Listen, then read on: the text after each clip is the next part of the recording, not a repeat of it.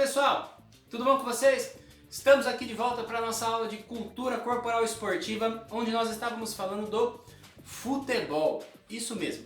Então, só antes de nós continuarmos, nós havíamos falado durante as outras aulas sobre o futebol, né? E mais especificamente sobre o futebol de campo e o futsal.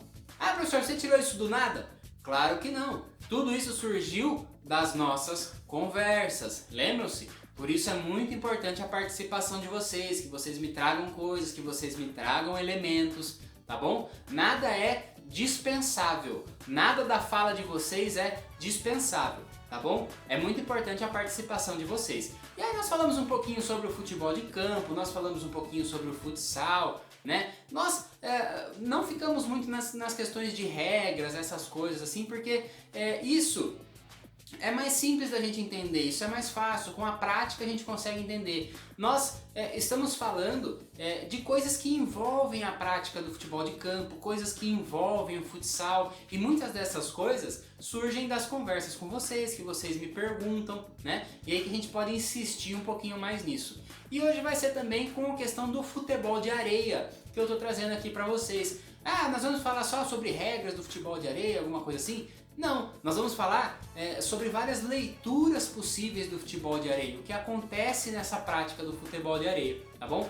E aí eu trouxe alguns elementos aqui para que a gente possa pensar, tá? Pensar a diferença para o futebol de campo, pensar a diferença para o futsal, pensar a diferença para o futebol de areia. E aí, como eu sempre venho falando, nós não temos um futebol que é o certo, um futebol que é o correto. Por quê? Porque nós estamos conversando sobre vários futebols, estamos entendendo as diferenças de um para o outro, tá? Então é muito diferente para as práticas, né, do futebol são muito diferentes entre si para a gente ter uma prática só como referência, né? Então vem comigo nesse caminho aí que tá bem legal. Olha só. Então, sobre o futebol de areia. Uma coisa muito importante que a gente vê, que a gente logo nota no futebol de areia, é que ele é jogado sem chuteira. Olha só que interessante. E aí nós tivemos várias respostas sobre isso, né? Quando nós conversamos nas nossas aulas ao vivo, sobre por que ser sem chuteira. E uma coisa muito importante que foi falada é sobre justamente a areia entrar na chuteira dos jogadores ou das jogadoras, né? Você imagina o incômodo que seria jogar com uma chuteira cheia de areia e você imagina o peso que a chuteira fica, né? Então os jogadores ou as jogadoras, eles precisariam de muito mais esforço, teriam sua velocidade diminuída, né? Por aquela areia toda que está dentro da chuteira, né? Seria algo muito incômodo. Então o futebol de areia, né? E muitas vezes como ele acontece na praia, né? Muitas vezes as pessoas estão na praia, estão na areia, estão curtindo o mar. Elas não fazem isso de tênis, né? No máximo de chinelo, mas é difícil jogar de chinelo também. E o futebol de areia, ele é uma prática que nasce ali na praia, né? Que acontece na areia da praia. Então seria muito estranho as pessoas jogando de chuteira, né? Então tem vários motivos aí, várias coisas que a gente pode pensar do porquê os jogadores jogam sem chuteira, tá? E jogam descalços. Muito provavelmente para ficar mais à vontade, né? Isso é interessante a gente saber, porque é uma diferença importante da chuteira do futebol de campo que nós vimos e da chuteira do futsal que nós vimos também. E que mesmo a chuteira do futsal e do futebol de campo são diferentes entre si. Agora a gente pega no futebol de areia, nem se usa chuteira. Olha só que legal, já transforma em outro futebol, né? Existem também no futebol de campo 3 divisões, tá? E aí eu vou tentar desenhar um campo de futebol de areia. Então nós temos um campo quadrado, né? E aí algumas pessoas podem dizer assim, ah, mas o campo quadrado, isso é óbvio. Não é óbvio, nós vimos que muitas práticas do futebol, o campo não é quadrado, tá? A quadra não é quadrada. Isso é importante a gente perceber. E aí existem só 3 divisões. Então que aqui, nessa divisão aqui é a área do goleiro, né? Essa aqui é a área do goleiro e essa aqui é a chamada área de substituição. Tá bom?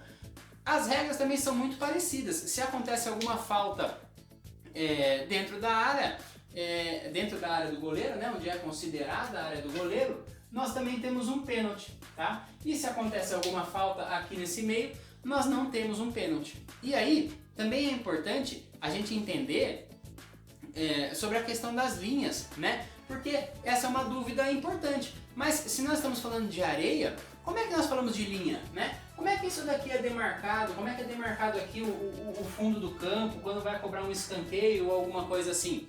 As linhas, elas são como se fossem elásticos, onde elas são presas né, nas extremidades, nos fundos, né, nas laterais do campo, e elas ficam presas porque são elásticos, né, elas não são desenhadas no chão, diferente do futsal e do futebol. Tá vendo como existe muita coisa diferente pra gente poder ver, pra gente fazer essa leitura?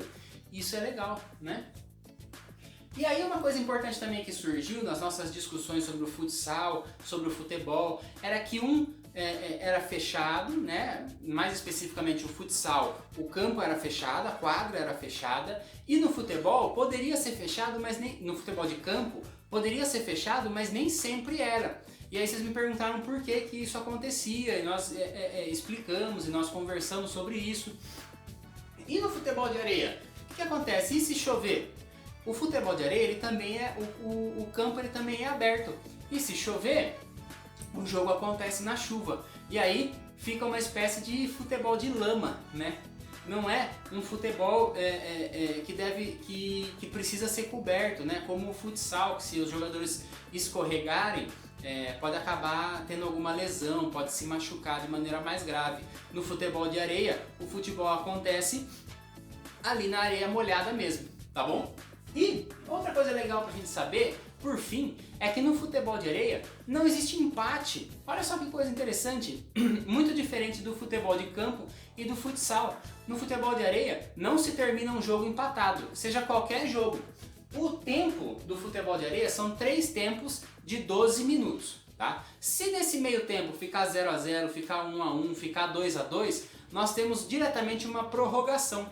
Uma prorrogação, né? Por isso eu coloquei esse P aqui, uma prorrogação de 3 minutos. Se nesses 3 minutos o jogo continuar empatado, nós vamos diretamente para esse P aqui, que significa pênaltis. E aí nós temos a disputa por pênaltis, tá? E daí nos pênaltis não tem como terminar empatado.